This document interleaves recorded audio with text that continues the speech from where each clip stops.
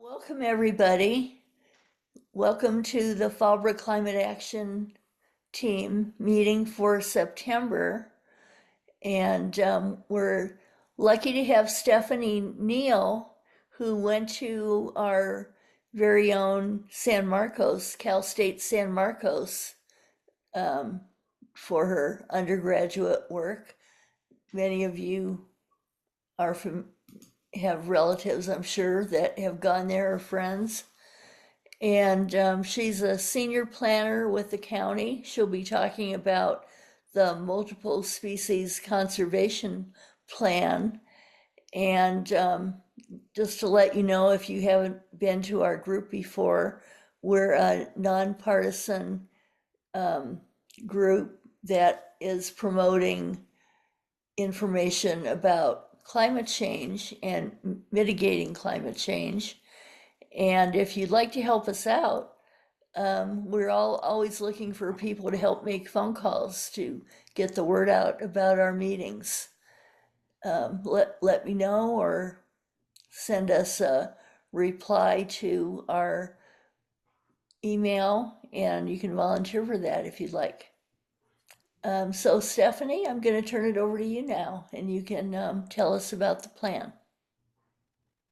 Thanks, Joy. Hi, everyone. Stephanie Neal. As Joy mentioned, I am a senior planner in our Planning and Development Services Department. I've been at the county in PDS for over 7 years now.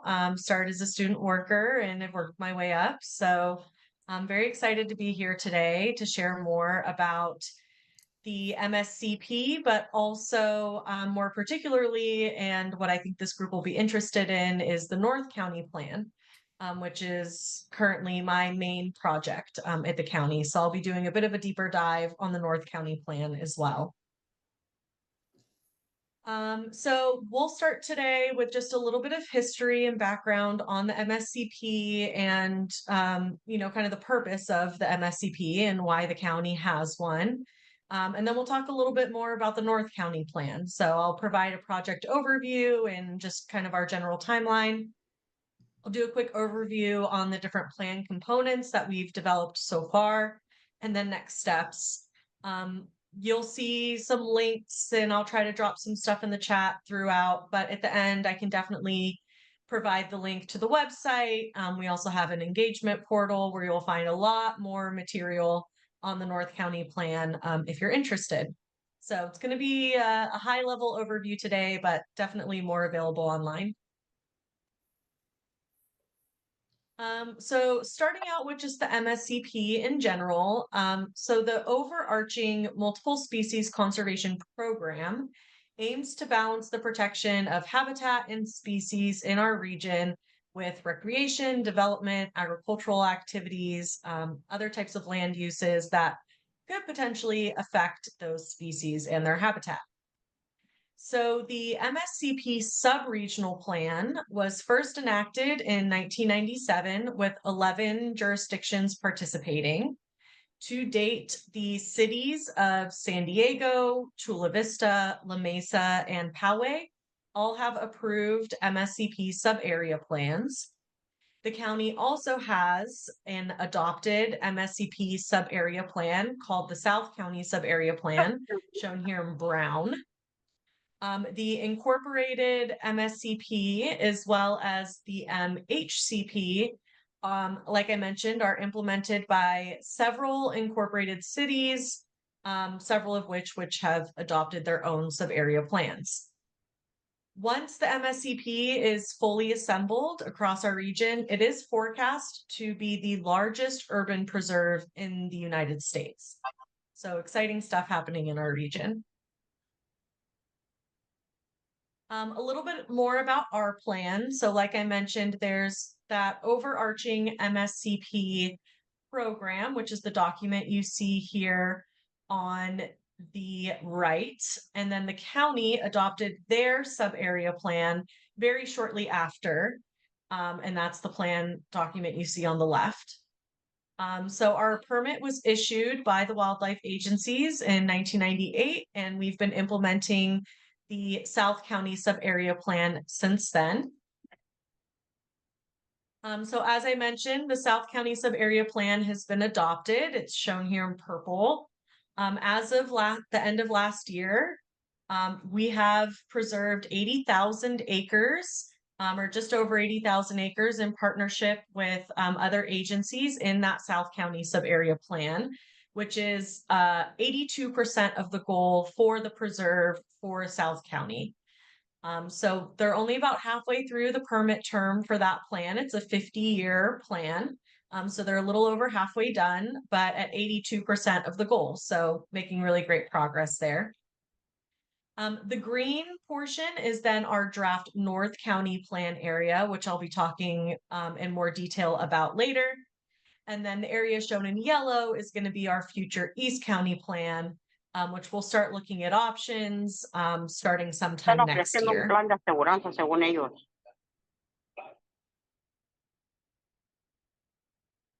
So first, I'm going to go over just a quick overview of the federal and California Endangered Species Acts. This is important to understand because it's really the backbone of the MSCP.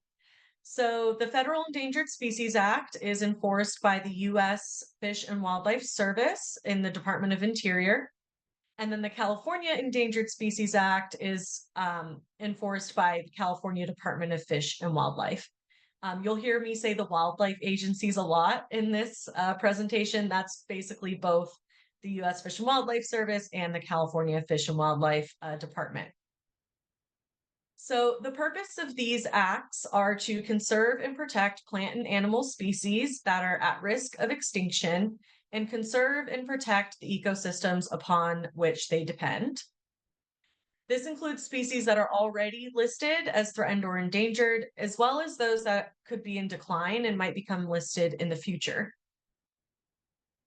So these laws essentially say that you cannot, quote unquote, take a listed species or remove habitat of a listed species. Again, you'll hear me use this term take a lot. It means something very specifically to these plans. So take generally means to harm, harass, or kill a species, which again can include the removal of their habitat. So then the question is, how does development projects or other activities move forward when they're impacting these listed species or their habitat? And so in order to do this, they must obtain what is known as an incidental take permit from both the U.S. Fish and Wildlife Service and the California Department of Fish and Wildlife. However, this can be an extremely lengthy and expensive process, even for relatively small projects. So under the MSCP, the county is able to obtain a federal permit to comply with the Federal Endangered Species Act through the development of what's called a Habitat Conservation Plan, or HCP. And then we can get a permit from the state to comply with the California Endangered Species Act, as well as they have another act called the Natural Community Conservation Planning Act, or NCCP Act, through the development of an NCCP. So again, the point of developing these plans is to actually transfer that permit issuing authority for compliance with these laws from those federal and state agencies and bring it to the local level. So the MSCP plans are developed in very close partnership with the wildlife agencies, as well as the public and stakeholders. Input is really crucial to our process to make sure that we have a balanced plan that provides all of the benefits that are intended. And then again, by providing these regional HCP, NCCP plans, the county is then issued an incidental take permit from both wildlife agencies that again transfers that permit issuing authority to the local level. So the intent is that it will help streamline the process for anybody looking to develop in the county, saving them time and money. Something I wanted to make sure was clear here as well is that these MSCP plans do not replace CEQA requirements. So they are only intended to transfer the permit issuing authority for compliance with the Endangered Species Acts and is not intended to circumvent CEQA in any way. So, in terms of the benefits of these plans, there's a variety of benefits, clearly, but just to highlight a few, in terms of community benefits, it helps, like I mentioned, simplify compliance with those Endangered Species Acts and transfers that decision making authority to the local level. That in turn helps simplify biological mitigation, particularly for single family homes and agriculture. And I'll go into that in a little more detail in a bit.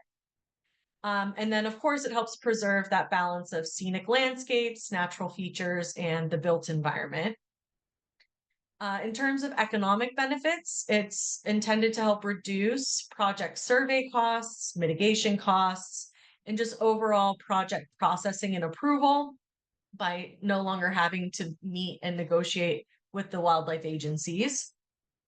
And then it also provides fair compensation for landowners who are willing to permanently protect the resources on their land to help build out the future preserve systems.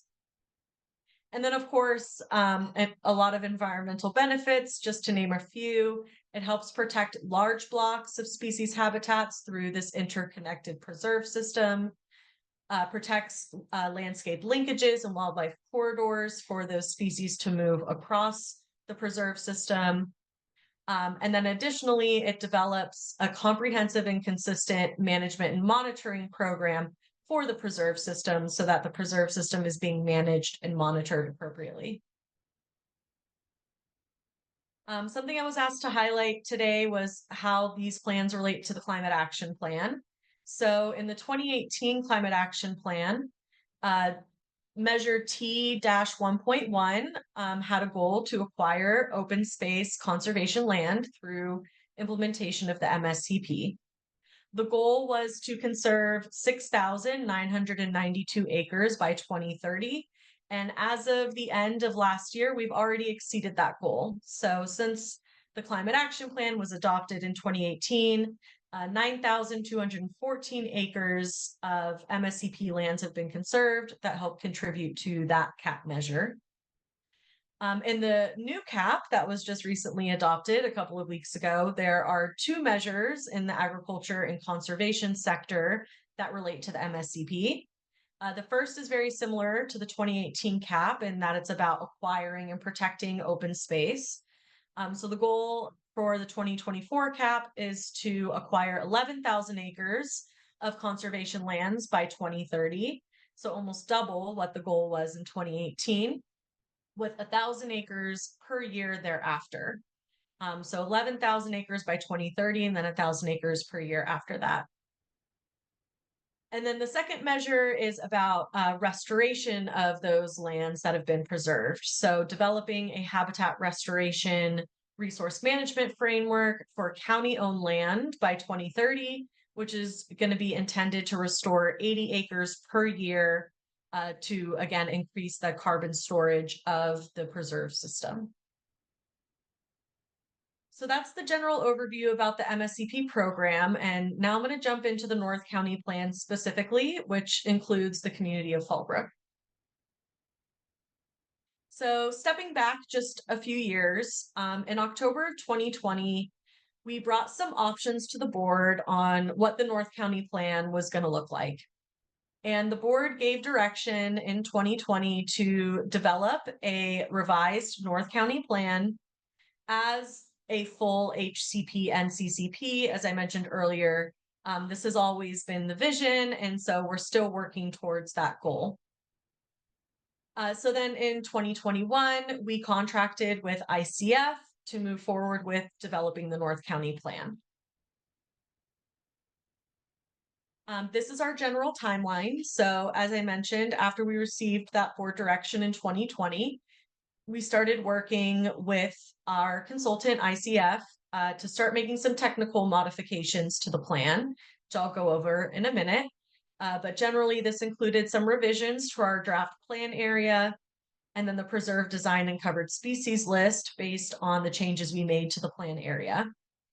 I'll go more into stakeholder input as well, but we had several workshops on those pieces back in 2021. Right now, and through For the last few years, we've been developing all of the different components that go into the plan and have been developing preliminary draft chapters. This year, we're working towards having a draft North County plan completed, and we're just kicking off CEQA-NEPA. The actual public review period for the draft plan will be sometime next summer, so not for a little while, at which point we'll then take all of the comments we received, make changes, and have a final North County plan at the end of 2025, with public hearings for adoption anticipated for 2026. So again, there's a lot of different components that go into the North County plan. This is kind of a general outline of the different pieces and chapters that will go into the plan. In order to meet the requirements of both an HCP and an NCCP, there are a lot of different components that need to go into the plan. I'll go over each of these in a little more detail, at least for the ones that have already been drafted. In addition to the plan document itself, there will also be some implementing documents. So you may have heard of the county's biological mitigation ordinance. This already exists for South County. And this is essentially an ordinance that codifies what the mitigation requirements are under these plans. We then have the Framework Resource Management Plan, or FRMP, and this is about outlines how the preserve system will actually be managed and monitored. So the BMO helps assemble the preserve, and then the FRMP explains how the preserve will actually be managed and monitored. And then the last one is more of just a legal document that's required under the NCCP Act, and it's called the Implementing Agreement. So to date, we have preliminary draft chapters of the intro, setting, covered activities, effects analysis, and the conservation strategy. And then we're currently working with the wildlife agencies on the species-specific strategies, how we want to manage and monitor for those species, and then how the plan is going to be implemented. Like I mentioned, we've done quite a bit of robust public engagement over the last few years. This is just a highlight of the different public workshops that we've had. So like I mentioned, back in 2021, we had workshops about the plan area, preserve design, and covered species list. Then in I'm sorry, I have these a little out of order. April 2023 was our next workshop series where we went over our revised covered species list and then started talking covered activities. Then we jumped into the effects analysis and conservation strategy in the fall of last year. And then I'll talk a little bit more about this, but we had a public review period on some technical components of the conservation strategy in the spring and early summer of this year. Again, a lot of information online. This is our engagement portal, and I'll drop the link in the chat when we get done with my presentation. But there's a lot of great information on this website. It has all of our previous workshop meeting recordings, all the slides translated into English and Spanish. We have infographics, frequently asked questions, just a lot of really great information on this website. So now I'm going to jump into those technical components that I mentioned. So I'm going to first talk about the plan area and preserve design. In 2020, we did decide to revise the plan area, and part of this was due to direction from the board to remove Rancho Guajito, which is a very large property in the San Pasqual Valley. Previous versions of the plan heavily relied on them conserving a large portion of their property, which they were not actually willing to do. And so in order to make sure that we had enough habitat to protect the species on our list, we had to look at areas that we could potentially expand the plan area into. So you can see here in kind of the darker shade of green, this is what the North County plan area was previously. And then, like I said, in 2021, we expanded that area pretty much all the way out to the mountain desert divide. So it pretty much takes you all the way out to the desert, but then stops in Cuyamaca and portions of Ramona to the south. It does include San Diego and the Rancho Santa Fe area, and then goes all the way up to the Riverside border. So, as part of this plan area expansion, we essentially doubled the plan area for the North County plan. With the change in the plan area, we then had to determine what our preserve design was going to look like. And so I understand this graphic's a little bit chaotic, but I'll walk you through it. So in the darkest green color are the existing county preserves. So this is land that's already owned and protected and managed by county parks. And those are really what we call the baseline of our preserve system. The next shade of green, which is this, kind of middle dark green color, this is what we call our other natural open space. This is open space that's been conserved by other entities, so not the county, but particularly out here in the Warner Springs Palomar Mountain area, there's a lot of U.S. Forest Service land. We have Cleveland National Forest, just a lot of great conservation that's already been done in that portion of the plan area. Then we have what's called our priority conservation area. This is where the future preserve system is going to be built out and where all mitigation for projects in the North County will be directed. So you can see this bright green color is really intended to help connect those existing preserve areas so that we can develop this interconnected preserve system. This priority conservation area was developed and vetted through an independent science advisor process using some really thorough modeling through something called the Mark Sand model. So it's not just us drawing lines on a map. It's really looking at what are the most important biological resources in the North County area that need protected.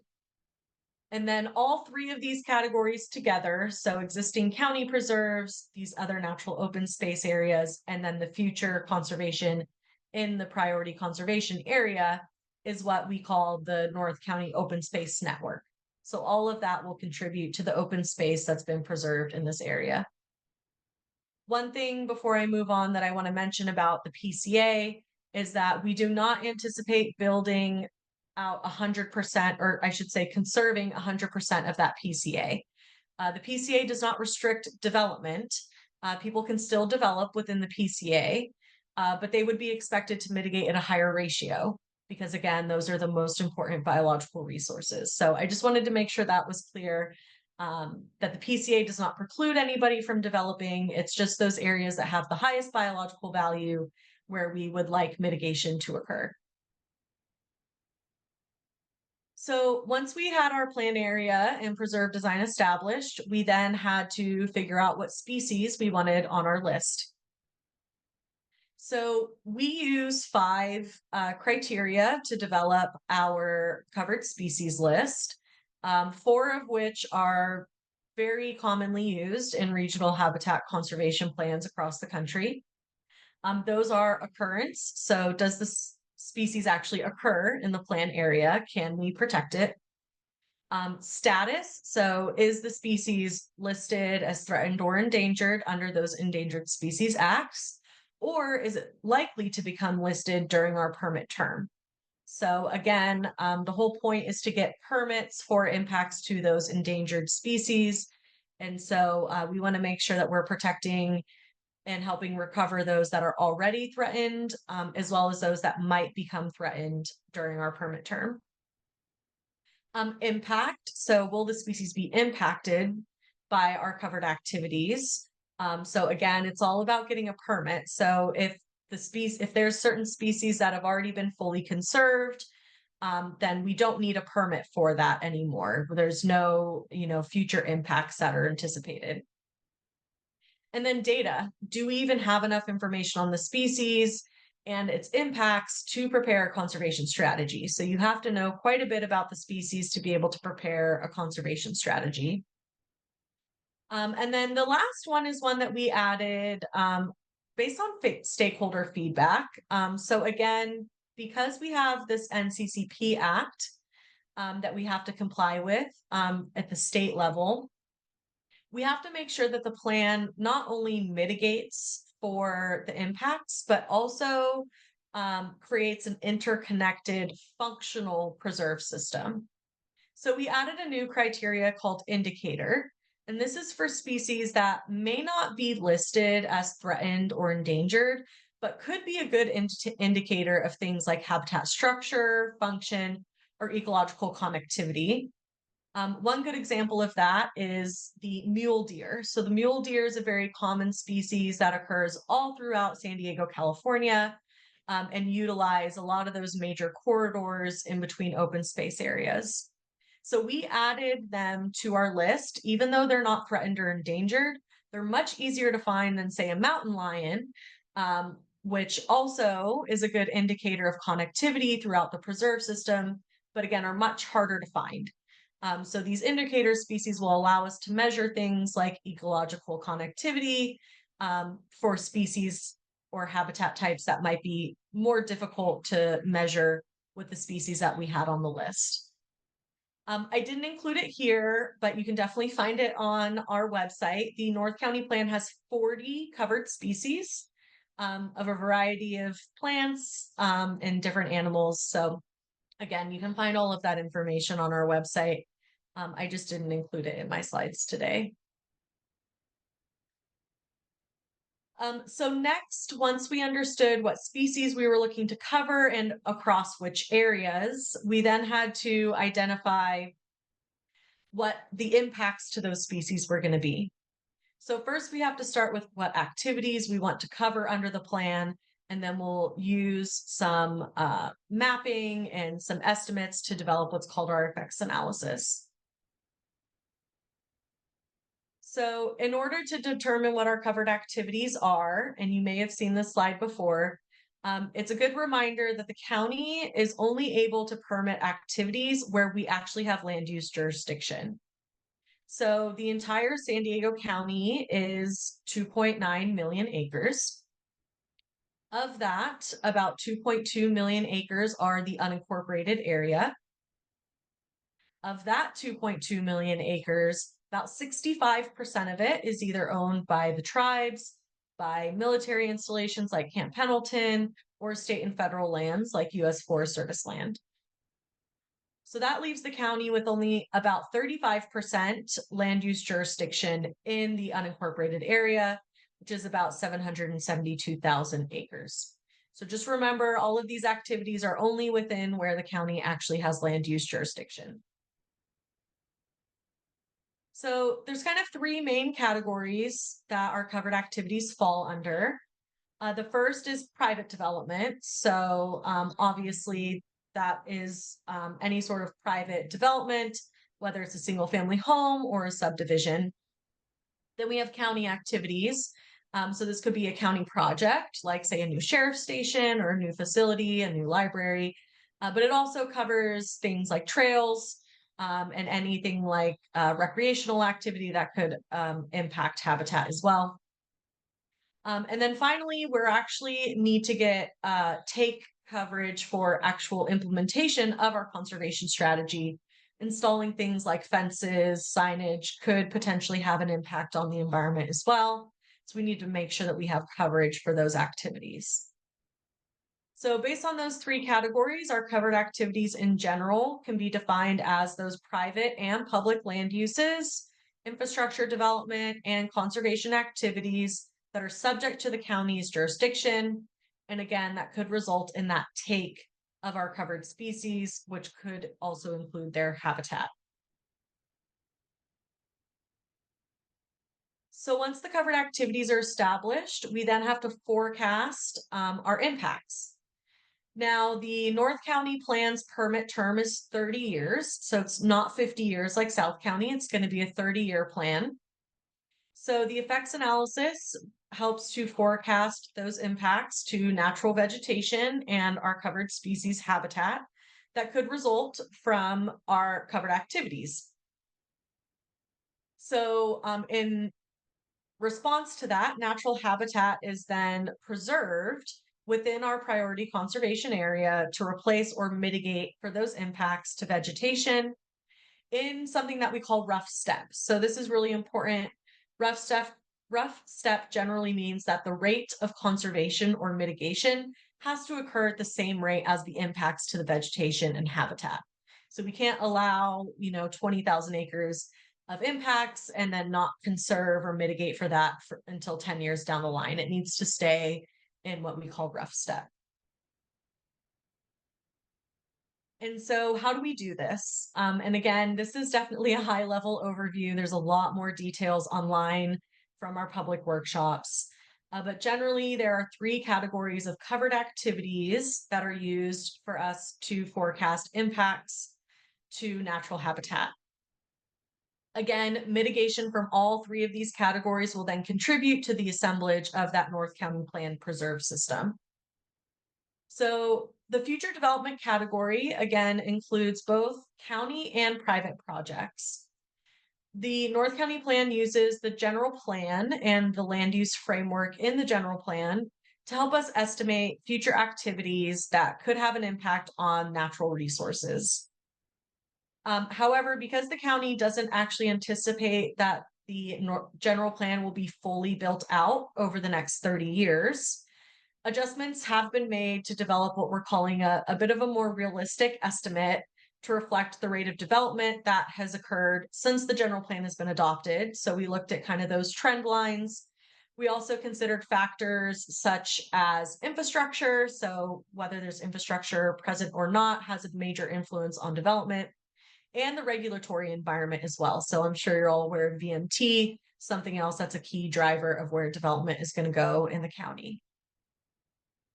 Then we have a couple of exemptions. And what this means is that the county is going to be taking on the mitigation obligation for these types of projects. So it's not that mitigation is not occurring, it's just that the county is going to take on the mitigation obligation.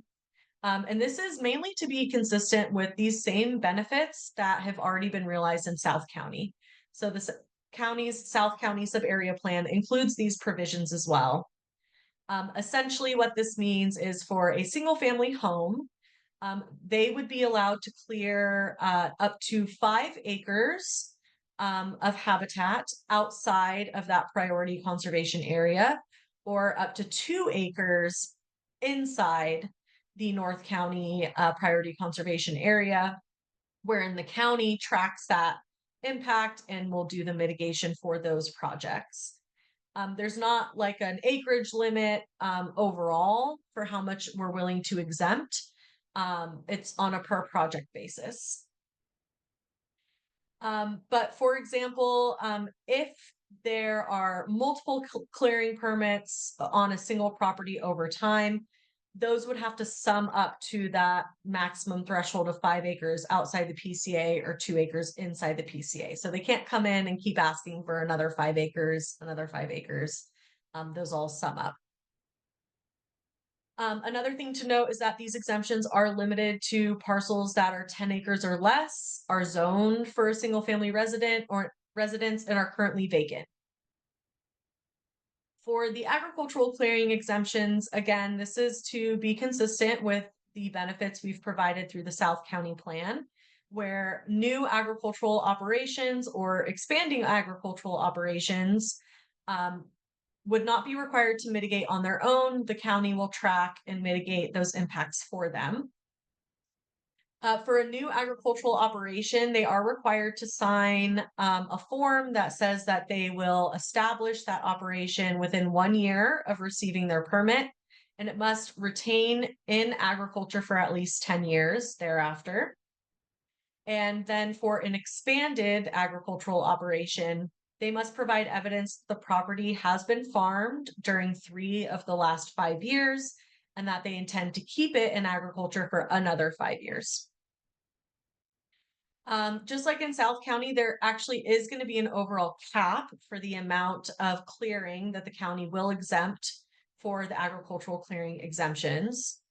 In South County, it's only 3,000 acres, and we're still not even about halfway there. We've exempted about 1,200 acres of agricultural clearing in South County.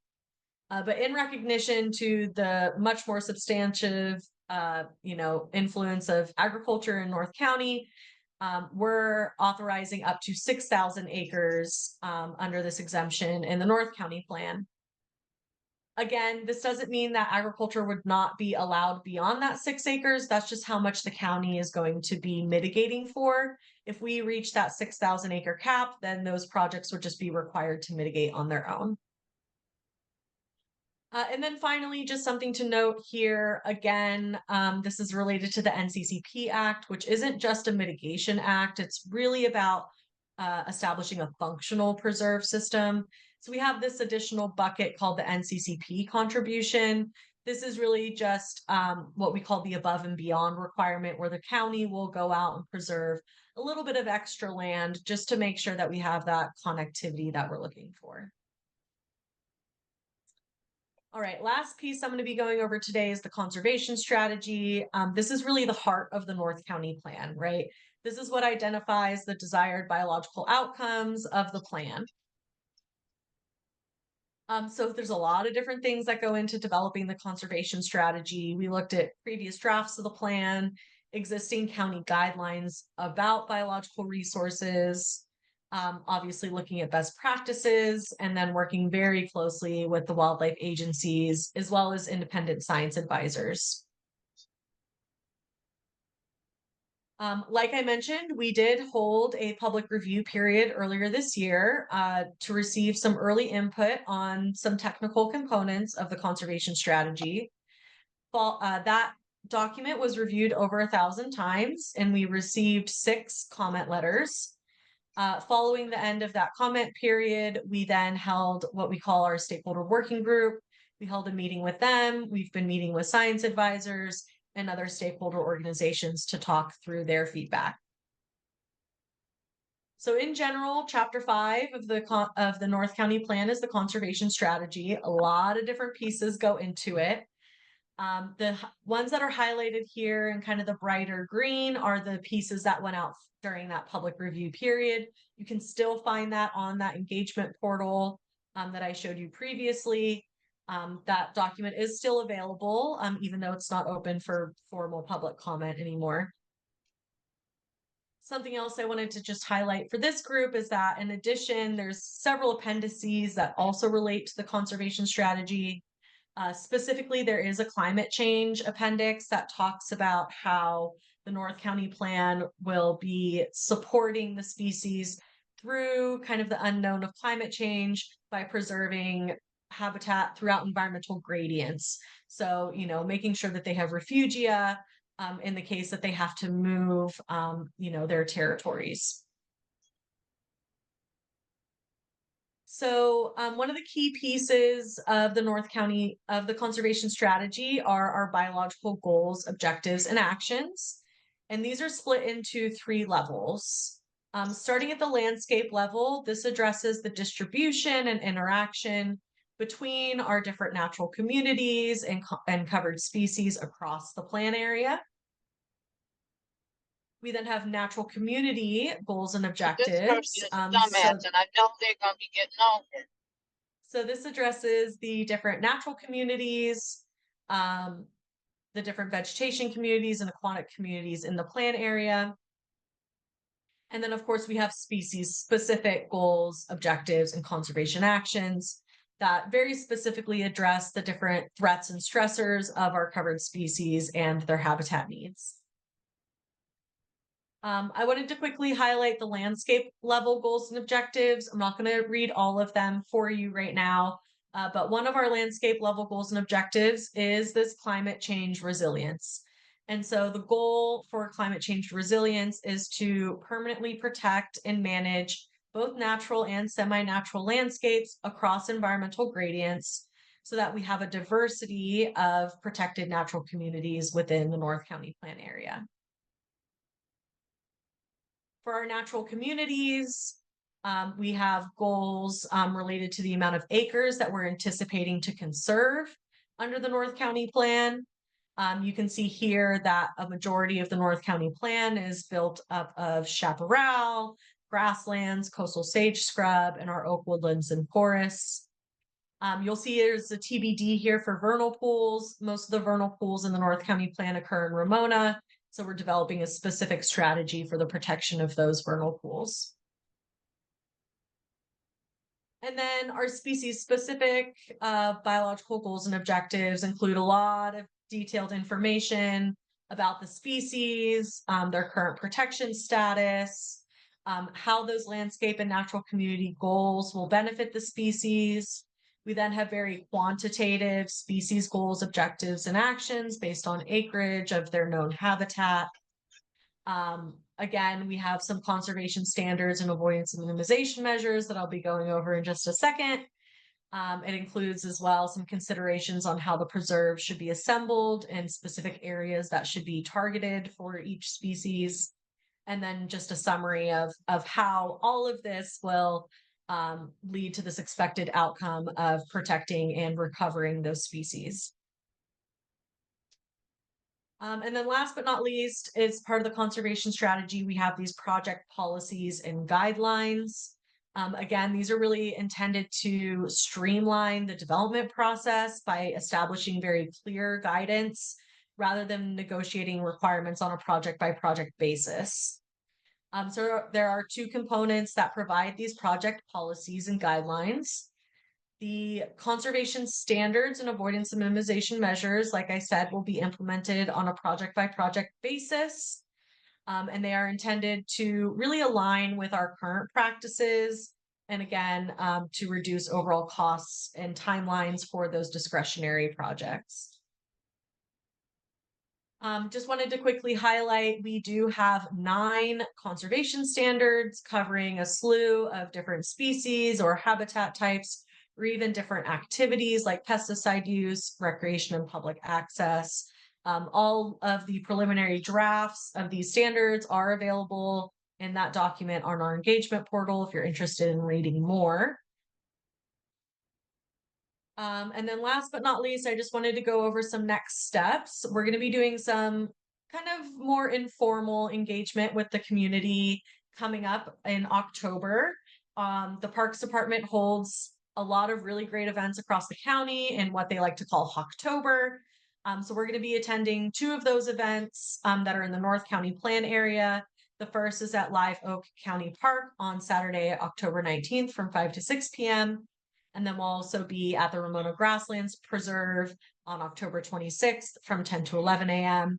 And again, we'll just be there to kind of let the community know what we're doing, that the North County Plan is coming, and that we're available if they want to learn more. So that is my overview. I know it's a lot of information, especially if you're new to this program. But my contact information is here on the screen. I can certainly provide the slides to Joy and Tom afterward if anybody wants to have the slides for reference, as well as the links. And I'm going to stop there. Yay! Thank you. Thank you.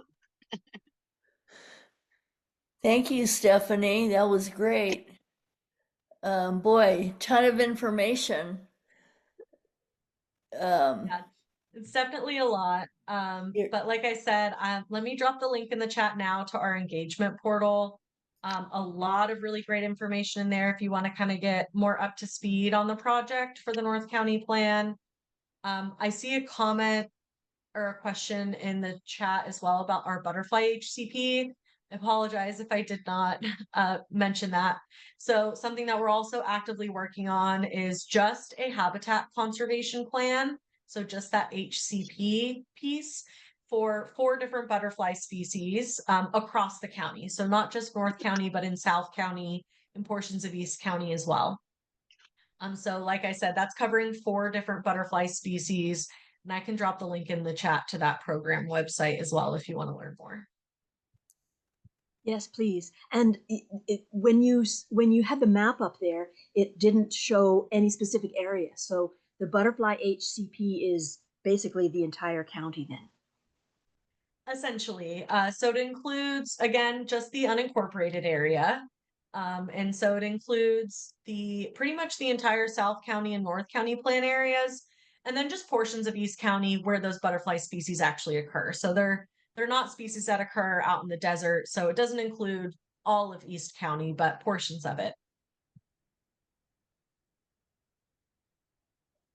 So, Mark Mervich asked a question about, well, he made a comment. This is the first that he's heard of it. I only recently heard about it from my meeting with some Sierra Club folks. And I know one of the Sierra Club organizers was very active in working on the MSCP. And I guess the question is, has any of this information been brought to Fallbrook before? Can I jump in there? Yes. This was discussed at the Fallbrook Planning Group 3 months ago. Okay, thank you. Yeah, and I also presented at the Fallbrook Community Planning Group. I think it's been a while though. I want to say it might have even been in 2022. It might have been last year. But yeah, I have been to the Fallbrook Community Planning Group to present project updates. And we also present, if you're not aware, outside of those monthly meetings, we have a quarterly meeting with all the chairs for all the community planning groups. And so I'm often on those meetings providing updates to all of the chairs on the status of the North County Plan as well. And I'll be doing that later this year. Okay, thank you. And Deanna had a question about bats. Are bats in one of the 40 species? Yeah. Yes, we do have 2 bats on our covered species list, the Townsend's big-eared bat and the pallid bat.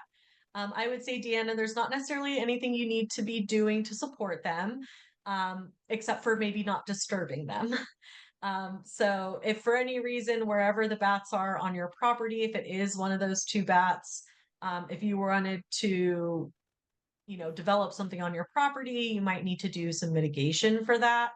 But in terms of anything you can do to support them, if they're roosting on your property, which is just a fancy term for nesting, but for bats, I would say just don't bother their roost site. As you know, bats are nocturnal, so during the day they're in their roosts, and so anything you can do to not disturb them during the day is ideal. Diane Kennedy told me that that I should avoid sprays like chemical stuff because that would potentially cause harm to bats. Is that basically she was talking about like pesticides and stuff like that. Do you agree with that? Yeah, so I mean, certainly for pretty much any species, if you're introducing chemicals that aren't part of their, natural environment, it could have impacts. But generally, pesticides, as long as you're using them as they're meant to be used in compliance with what's on the label, they are tested to make sure that they don't have adverse effects on animals. So, as a good practice, probably limit the introduction of chemicals as much as you can, but there's nothing specifically you need to do as long as you're following the rules that are on the back of the package.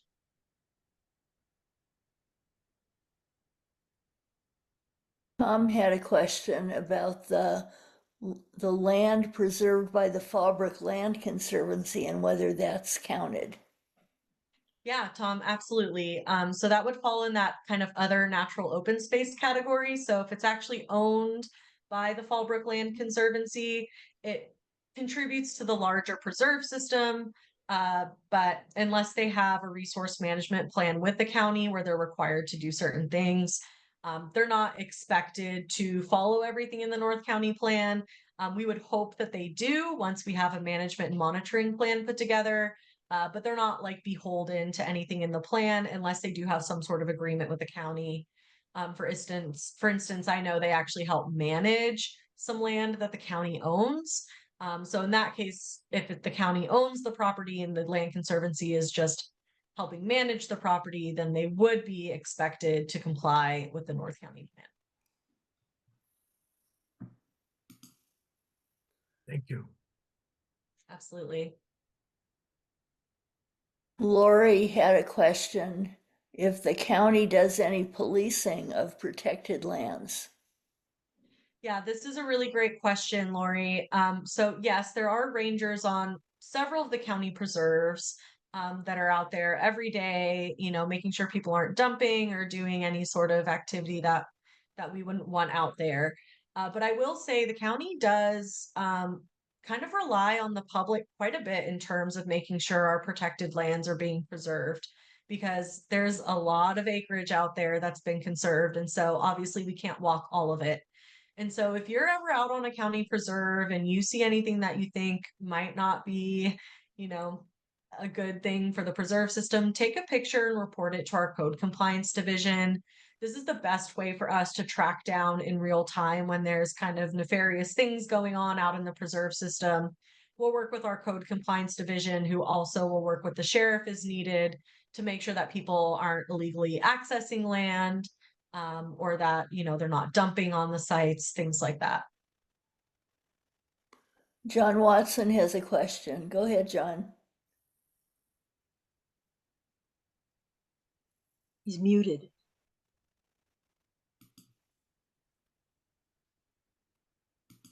Oh, can you hear me now? Yes. Two questions, actually. One is very specific. Are mountain lions under the conservation plan? And two, what are the criteria for determining whether a preferred mitigation is allowed?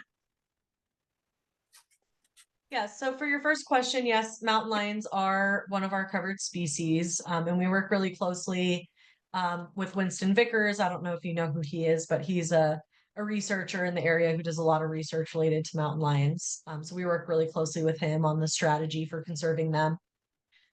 For your second question, could you elaborate a little bit more on what your question was? I'm nervous if some developers to develop and they propose as mitigation something that's 10 or 15 miles away is allowed the proper mitigation. Yeah, I think I get the point of your question, John. So something I didn't talk about today, but something that is part of our plan is because the plan area is so big, we've actually broken it into 12 what we call planning units. And these are usually, specific ecological regions. For example, the San Luis Rey and its watershed are a planning unit. And so the way the North County plan is set up, mitigation should be occurring within that same planning unit that the impact occurred or the adjacent planning unit. So the intent is for mitigation to happen in basically the same region as the impacts were occurring. So people can't just go out and buy the cheapest land. The intent is for the mitigation to happen kind of in the same general area as the impacts. But again, sometimes it actually is beneficial to have mitigation a little further than the impact site because we want to help build out that preserve system in that priority conservation area. So the idea is to target all mitigation into that area to help develop this really interconnected preserve system. Because what we have now is project by project mitigation. You're finding little pockets of conservation, but they're not actually connected to each other, which isn't very functional for the species. Our I hope that existing answers your question, John. I have another question.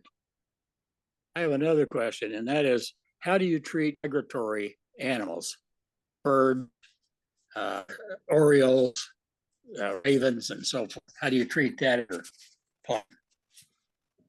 Yeah, so some of those more common species aren't our covered species because, again, it's really all about the Endangered Species Act. But the conservation of those endangered species should ultimately benefit those other more common species as well.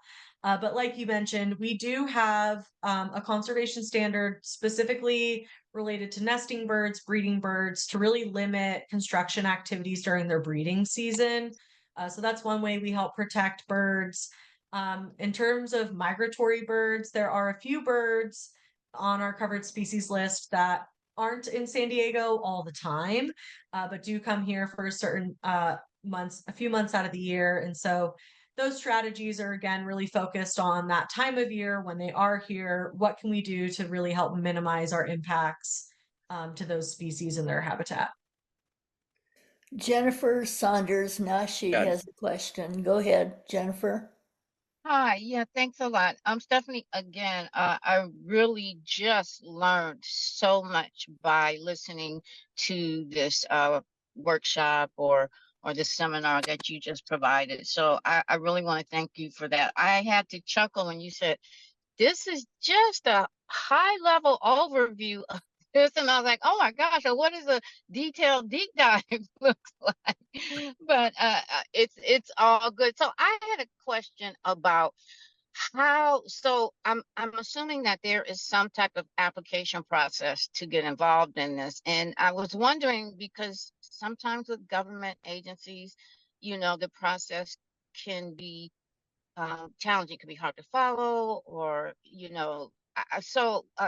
could you just give some information on what that process would look like? You have the property. This is something that you really would like to see if you can do to do your part to fight climate change. Yeah, sure. So from the conservation side, um, if you want to conserve your property to help contribute to the preserve system, that is 100% on a voluntary basis. It's all willing seller using a fair market appraisal of the property. That's what our parks department does. They kind of sort through all of those property owners that reach out to us saying, hey, I'm interested in conserving my property. And then they'll follow up with the property owners on the conservation side. Now, something I want to really stress in part of this meeting is that the North County plan is intended to benefit property owners that are also looking to develop their property. So not just those that are looking to conserve their property. So if you're a private property owner in the North County area, again, the intent of the plan is for us to come up with a comprehensive plan on how we're going to make sure that there's a preserve system that can be functional in the future. But that's built based on mitigation of projects. So without the development, we're not getting the mitigation, we're not getting the conservation. And so it's really important to understand the connection between those two. You need that development to then have the mitigation to ensure that those lands stay in conservation. Because right So now, there's a lot of land that's just open space, but it's not actually conserved, right? It could be developed in the future. And so this plan, we kind of pre-negotiate mitigation ratios, project policies, all those things with the wildlife agencies that an individual project has to do on a project by project basis. It can take years to negotiate these things with the agencies. So instead, we kind of pre-negotiate all of that for you, and then you just do what's in our plan and we give you the permit. You don't even have to talk to the wildlife agencies. That's really the ah, intent of the plan. oh my gosh, that's beautiful. So what does development mean? What in this context, what does that look like? What is that? Yeah, I mean, it could be, it's essentially anything that's removing habitat, right? So it can be a single family home, it can be housing, it can also be infrastructure, right? Roads, bridges, even recreation, right? If you want to build a trail or a new park where you're going to be replacing the natural habitat with, say, soccer fields, that's all considered development. So infrastructure, housing, public facilities, trails, all of that's considered development. Agriculture, all of that. I'm gonna have you answer Julie Schneider Luchbenkov's question, and she didn't share this with the whole group, so I'm gonna have to read it to you because she hasn't had a question yet. Is the county coordinating with tribal entities? She says, I live on county land surrounded by tribal land. I consider my property a nature preserve and am working to preserve and restore it from previous grazing in the 1800s to late 1900s. How would my ranchette preserve fit in with county MSCP and tribal lands? It's a great question. So yes, we do engage with the tribes. Now, the North County plan, again, we don't have jurisdiction over tribal lands that are, owned, in fee, or I should say in trust by the tribes. So the North County plan does not apply to the reservation lands. If they wanted to have a development project, they have their own process for doing that. We're also not, asking them to set aside any of their land for conservation. Now, that doesn't mean that they can't still be an active partner in the North County plan. And so we do engage with them. We actually had a really great meeting back in April with representatives from, I think it was 9 different tribes, as well as with the U.S. Fish and Wildlife Service, just to really talk about the North County plan. What does it mean to them? How can they participate? And so, yeah, we do engage with them very closely.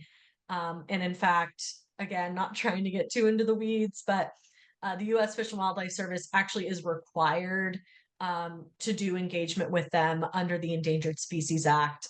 There's a section in the Endangered Species Act that requires any sort of federal action, which is them issuing us a permit to work with other federal agencies, including tribes. So we do work very closely with them to make sure they understand what's happening, how it could potentially impact their land, but generally there's no effect on tribal lands. Now, in terms to your property specifically, it's up to you. I mean, if you're interested in selling your property to the county to put it into conservation, definitely let us know. The best email address for us is just mscp@sdcounty.ca.gov. So you can always reach out to us there, and we forward all of those emails to our acquisitions manager who will look into your property. So if that's something you're interested in, you can do that. There's also some land conservancies if you're interested in partnering with them. So there's a few different ways you can do it. As of now, the county doesn't do donations of easements. They only purchase land. So if you are looking to have your property be part of the county's MSCP, that's really the only mechanism we have right now. But we are potentially looking into just donations of easements where you can still own the land. The county just has an easement over the property to conserve it for just the purposes of the MSCP. We're a little bit over our time now, but we do have 2 questions that are grandfathered in, and Harriet's is, you can see her question there about existing properties that are grandfathered in. Question: or will existing properties eventually be asked to participate in the plan? Yeah, so I spoke to this just a little bit, but generally all private property is kind of quote unquote participating in the plan, and that you would be able to get any sort of coverage you need under the Endangered Species Act through compliance with the North County plan if you wanted to build on your property.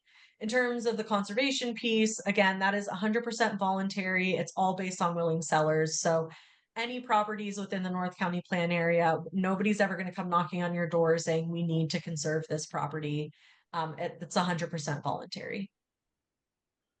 And then for the last question from Lori, can you see the question, or I'll read it? Yes, I can see it. Okay. So how's wildfire danger addressed when preserving animal habitat? For example, is fire mitigation clearing allowed in protected areas? So yes, we work really closely with the fire authority as well. They're actually developing a GIS mapping system that we can highlight really sensitive resources so they don't set up like a staging area there if they're actively fighting a fire. Try to avoid those areas as much as possible. We also do, like you mentioned, fire clearing in the preserve system is needed really on the edges to protect homes and things like that. And we're literally talking right now with the agencies on like post-fire recovery. Some of the habitats that were burned, over 10 years ago have still not recovered to the extent that we thought they would. So what can we do to kind of help move them along through restoration, habitat enhancement, things like that? So there's the pre-fire activities to help reduce impacts of fire, but then also what do we do when the inevitable fire does come to make sure that that habitat recovers for the species? Well, thank you so much. If anybody has some other questions that they think of later, you can certainly write directly to Stephanie. She gave you her email address. Or you can send us the message. You can just reply to one of our emails and we'll forward that to Stephanie. Thank you. Yeah, please. Thank- Absolutely. Yeah, please reach out anytime. Visit that engagement portal. You can subscribe to email updates on our website so you can stay on top of, upcoming public workshops, all that great stuff. A lot of really exciting things coming over the next couple of years for the MSCP. Okay, thank you very much. Thanks, everyone.